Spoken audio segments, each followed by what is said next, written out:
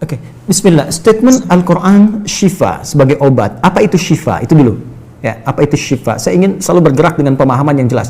Ada apa namanya? Ontologi, epistemologi, dan aksiologi. Kita arahkan ke dasarnya dulu, ontologinya. Quran surah ke-17 Al-Isra.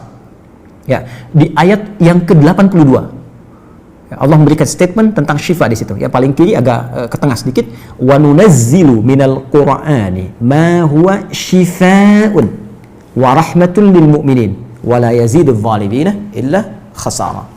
Wa nunazzilu minal Qur'an, dan kami turunkan dari ayat-ayat Quran itu, minnya tab'id, menunjuk pada sebagian. Jadi nanti ayat Quran itu punya banyak keutamaan. Setiap ayatnya itu keutamaan pedomannya ke A, keistimewaannya bisa A, nanti yang lain bisa B, bisa C. Ada terkait dengan penyakit, ada terkait dengan kesuksesan, ada terkait dengan karir, dengan macam-macam. Ya, itu bimbingan yang kompleks dan sangat luas. Nah, ada sebagian ayat Quran itu yang ayatnya memberi petunjuk, langsung berfungsi sebagai syifa. Ya. Wa rahmatul lil mu'minin, ada ayat lain berfungsi sebagai rahmat. Tapi ingat, lil mu'minin, bagi orang-orang yang yakin, tanpa ragu. Jadi kalau kita ingin berinteraksi dengan Al-Quran, kaidah pertamanya jangan pernah ragu. Ya, Quran surah kedua ayat 2. Dzalikal kitabu la raiba fi. Semua isi Al-Quran akan jadi petunjuk hudan lil muttaqin, bagi orang takwa. Syaratnya la raiba fi. Jangan ragukan sedikit pun. Anda ragu, Anda tidak mendapat manfaatnya. Oke, sekarang kita kembali. Apa itu syifa? Syifa sering diterjemahkan dengan obat. Ya, penawar. Syifa sesungguhnya punya arti yang lebih luas. Ya, obat itu di dalam Al-Quran, bahasa diksi Al-Quran, juga hadis, bahkan standar bahasa Arab biasa, itu setidaknya punya dua ya, diksi dari dua kasus yang terjadi. Ya. Satu begini, jika penyakit ya, yang butuh obat, penyakitnya itu berupa penyakit fisik saja, secara fisikal. Misal, saya katakan misalnya sakit gigi, fisik ya, fisik saya yang kena. Kemudian sakit perut, sakit kepala. Itu penyakitnya disebut dengan daun. Daun. Oke? Penawarnya, obatnya disebut dengan dawaun. Ini. Baik kan? Ya. Karena itu ada kalimat begini yang disandarkan pada Nabi SAW, likulli da'in dawaun. Di setiap penyakit fisik itu mesti punya keyakinan pasti ada obatnya. Jelas ya? Nah, yang kedua, ada jenis penyakit terkait dengan fisik juga, tapi sudah melewati batas-batas dawa. Jadi ini menggunakan obat medis standar, ya, ini susah. Bahkan sebagian mengatakan, dokter mengatakan, wah ini nggak bisa nih, udah give up gitu kan? It's impossible, ini nggak mungkin, ya. Jadi sudah give up di sini, ini udah nggak memungkinkan. Nah. Atau yang kedua, penyakitnya tidak terkait dengan fisik secara langsung, tapi ada yang terkait dengan aspek-aspek psikal, ya. Secara psikologis, penyakit hati, iri hati, dengki, dan dendam, dan itu juga berpengaruh kepada fisik, tapi sudah melampaui batas fisik. Orang iri hati kan fisiknya terganggu, kayak enak makan, kan? Ya, pusing, tidur, bahkan tidur pun masih nggak enak, ngigonya juga masih dengki juga, gara-gara kamu nih tidur, masih keluar kalimat itu, ya, nggak enak kan? Dan nggak mungkin berobat mencari dawa, nggak mungkin. Ya, silahkan cek ke rumah sakit, ada poli dendam, poli iri hati, nggak mungkin. Ya, yang ada poli gigi, poli mata, kan? Ya, poli iri hati, poli dendam, nggak ada, poligami nggak ada di rumah sakit. Anda nggak mungkin menemukan itu. Ya, nah, maka penyakit yang lebih lekat kepada aspek non fisik itu seringkali diistilahkan oleh Al-Quran dengan kata marad namanya, maradun. Ya, penyakit hati. Karena itu ketika Allah menyifati orang munafik yang hatinya bermasalah, Allah tidak menyebutkan kata daun, tapi menyebutkan kata marad. Silahkan cek di Quran surah kedua Al-Baqarah ayat 10. Fi qulubihim marad. Ya, di dalam hati mereka ada penyakit. Hati yang di sini bukan hati fisik ya, ya, tapi sumber kehidupan kita. yang ditetapkan oleh roh. Nanti ketika fisik itu mulai sempurna selama 4 bulan jadi mudghah.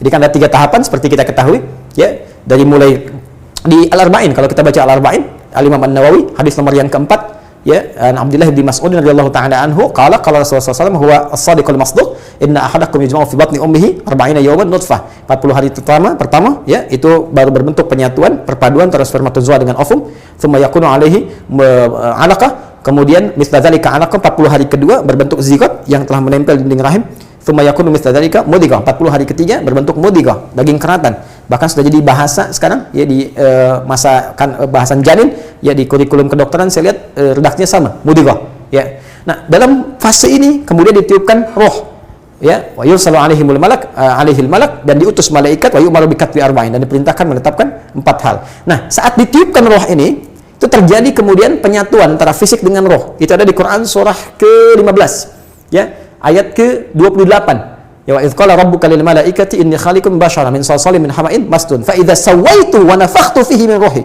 Jadi roh masuk ke dalam jasad seseorang, ya ke dalam fisik seseorang. Ketika sudah masuk, dia bisa bernafas kan, ada kehidupan, unsur kehidupan. Karena itu nafas terambil dari bahasa Al-Qur'an. Jadi begitu kemudian sudah masuk roh ke dalam jiwa, menjadi nafas namanya, berubah dari roh jadi nafas. Ya, maka dia membawa 2 potensi. Ya, ada fujur, ada takwa. Di Quran surah 91 ayat 7 sampai 10. Wa nafsi wa ma sawwaha fa alhamaha fujuraha wa taqwaha. Jelas ya? Maka wa nafsi wa ma sawwaha, jika roh sudah masuk ke dalam jiwa jadi nafas, dan disitulah manusia bisa bernafas.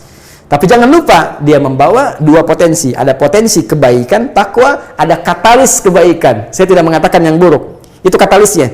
Jadi lawannya langsung. Yaitu jujur lawannya dusta. Ya, marah lawannya sabar. Yang sabar itu takwa, jujur itu takwa. Yang marah, yang sombong, yang bohong itu namanya fujur, itu katalisnya. Di Allah menciptakan sifat marah bukan ingin membuat Anda pemarah, tapi ingin kemudian memacu supaya yang sabarnya muncul. Sebab kalau nggak ada marah, bagaimana bisa ada sabar? Itu cara membacanya. Nah, di sini terjadi pergolakan. Ya. Apa kaitannya dengan ini? Orang-orang yang tidak bisa mengendalikan sifat takwanya dan tidak menjadikan sifat fujurnya sebagai katalis, tapi diikuti menjadi dominan, maka jadi penyakit di hatinya. Itu yang disebutkan dengan marad namanya. Ya, itulah yang memunculkan penyakit ria, pamer, gitu kan?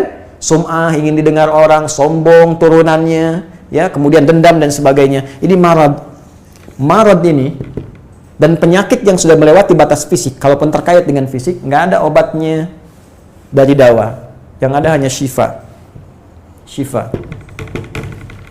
Maka jika ada orang tertentu yang terkena penyakit fisik yang sudah di luar batas dawa, yang medis misalnya udah nggak bisa nih, ini nggak mungkin, maka beralihlah dari dawa ke syifa.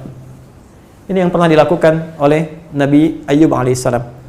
Ketika diuji dengan penyakit, Allah contohkan langsung supaya kita bisa meniru. Bukankah ayat ini turun ketika Nabi diuji dengan penyakit? Ya, supaya memohon kepada Allah. Jadi kan Nabi Ayub kan divonis dengan penyakit yang tidak pernah diderita oleh orang sebelum beliau, tidak akan dirasakan oleh orang setelahnya.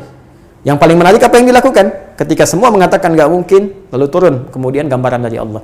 Quran surah ke-21 ayat 83 sampai 84. Wa ayyuba, pakai fathah loh, bukan dhamma, bukan kasrah. Ya, fathah itu menunjukkan sesuatu di masa lalu untuk dibuka bagi orang di masa depan. Ya, fathah itu dibuka. Itu ilmu lughahnya. Saya spesialisasi di bahasa Arab. Jadi di antara makna itu fathah, kenapa ada fathah, ada dhamma, ada kasrah, itu ada maknanya. Wa ayyuba, dan kami buka kisah Ayub di masa lalu sebagai inspirasi untuk orang di masa depan. Idnada rabbahu anni masanni yadhurru wa anta arhamur rahimin. Ketika beliau mulai meninggalkan opini manusia dan mulai kembali kepada Allah dengan sangat kuat untuk spesifik memohon kesembuhannya. Ya Allah, penyakit ini sudah mengganggu saya. Untuk ibadah, itu poinnya. Untuk ibadah. Jadi ternyata kalau ingin disembuhkan dengan cepat, arahkan kesembuhan itu untuk niat kita beribadah. Kalau cuma pengen sembuh saja, jangankan Anda yang belum beriman pun kalau sakit pengen sembuh. Terus Anda tujuannya apa dari kesembuhan itu? Kalau cuma pengen minta dunia, apa dengan sakit belum cukup menjadikan Anda ingat Allah? Maka arahkan permohonan itu untuk kesembuhan supaya punya niat ibadah. Ya Allah, saya pengen sholat lagi. Ya Allah, saya pengen ke masjid lagi, pengen tahajud lagi. Mohon ya Allah, penyakit ini sudah mengganggu saya tahajud, saya pengen sholat lagi. Wa anta arhamur rahimin, sedangkan Engkau yang paling sayang kepada saya. Kalau yang Maha Penyayang saja tidak menyembuhkan saya, kepada siapa lagi saya mesti memohon? Nah, tahu apa yang terjadi? Begitu kalimat itu muncul dengan penuh kekuatan, keyakinan, visi yang benar, memanggil Allah dengan panggilan yang sangat halus, lembut, ya, terasa ke dalam jiwa, Maka jawabannya tidak menunggu lama. Fastajabna lahu fakashafna ma bi min dhurrin wa atainahu ahlahu mithlahu ma'ahum rahmatan min indina wa dzikra lil 'abidin. Lihat ujung ayatnya. Kami langsung sembuhkan penyakitnya. Kami singkapkan semua rasa sakitnya. Kami kembalikan semua yang dia rasakan rugi. Biaya obatnya diganti dengan rezeki yang lain, kesulitannya dihilangkan, datangkan dengan yang lebih baik. Dan yang paling dahsyat lihat ujung ayatnya. Wa dzikra lil 'abidin. Kami jadikan inspirasi, pengingat bagi hamba-hamba Allah yang soleh, yang diuji dengan penyakit yang serupa, maka amalkan amalan Ayub untuk mencari syifa. Ya, maka ini ikhtiarnya. Termasuk syifa, bisa mengobati penyakit hati. Nah, lalu sekarang apa terapannya? Karena disebutkan ada ayat-ayat Quran berfokus sebagai syifa. Ya, ini yang digunakan sebagai zikir diantaranya. Apa itu? Tadi saya sampaikan Al-Fatihah. Ya, itu lengkap. Al-Fatihah itu disebut syafiyah. Surah syafiyah, surat penyembuh. Silahkan Anda buka semua kitab tafsir.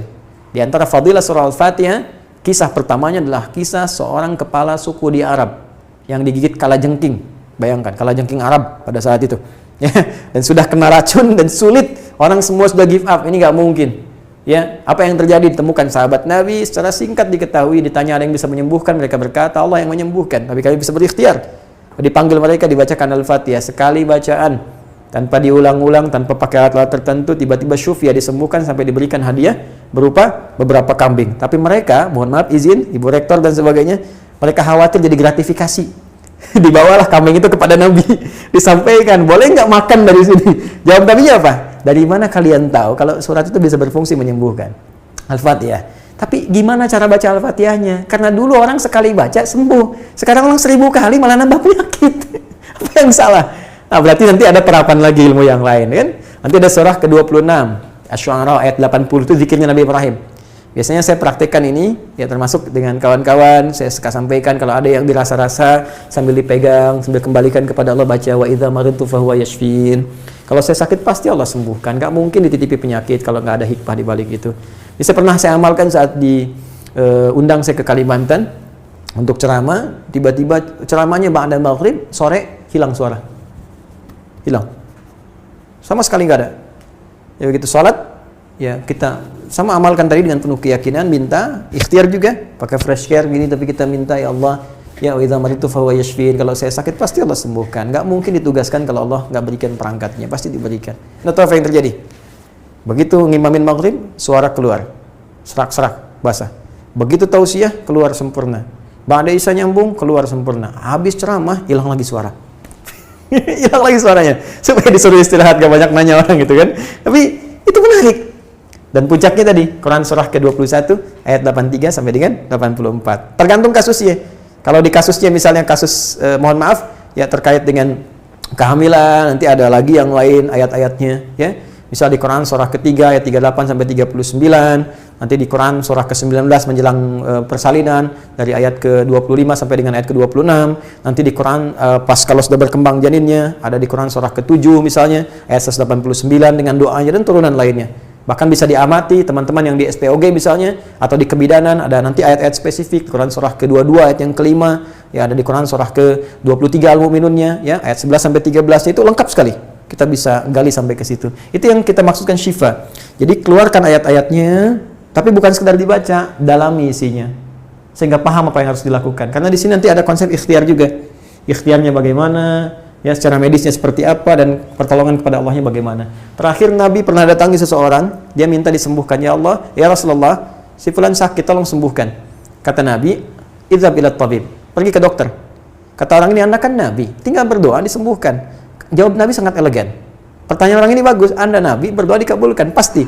Tapi jawab Nabi sungguh elegan. Kata Nabi, kesembuhan itu dititipkan di tangan para dokter. Jadi Nabi ingin memberikan satu isyarat, Anda tetap ikhtiar. Karena tidak selamanya Nabi akan hidup. Ya, karena itu dokter-dokter mesti belajar. Saya mendambakan dokter-dokter yang bisa belajar dari Quran juga. Saya mengharapkan nanti ada dokter mata yang hafal, ya, misalnya ayat-ayat tentang doa, tentang mata, ya, riset tentang ayat-ayat mata, hadis-hadisnya apa, sehingga Anda bisa menerapkan resep-resep yang indah. Ya, waduh, kenapa nih dok, mata saya nih nggak bisa dikontrol nih, sakit. Kenapa? Saya kalau ngelihat tetangga beli kulkas sakit, kan nggak bisa dikasih obat tuh ya. Anda bisa kasih resep Quran surat sekian, ayat sekian, sekian. Nah, itu yang banyak kejadian sekarang. Ya, orang matanya sehat tapi tidak bisa membedakan mana milik dia, mana milik orang lain. Demikian juga dengan yang lainnya. Itulah syifa. Wallahu ta'ala a'lam bishawab.